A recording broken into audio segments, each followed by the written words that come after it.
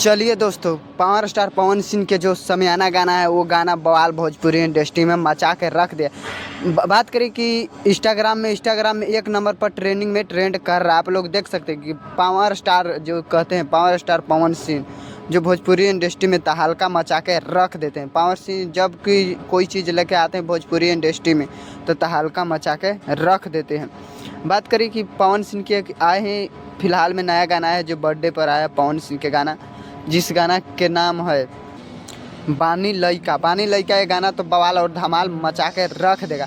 पवन सिंह के जब जब कोई गाना आ रहा है तो भोजपुरी इंडस्ट्री में तहलका मचा के रख दे रहा है। अब बेडरूम में राजा एक ये भी गाना बवाल धमाल मचा के रख दिए। लेकिन पवन सिंह से एक काम और कर लेंगे ना तो भोजपुरी इंडस्ट्री में तहलका मचा के गाना रख देगा। बड़े बड़े रील स्टारों से रील बनवा लेना चाहिए पावर स्टार पवन सिंह के गाने के माध्यम से।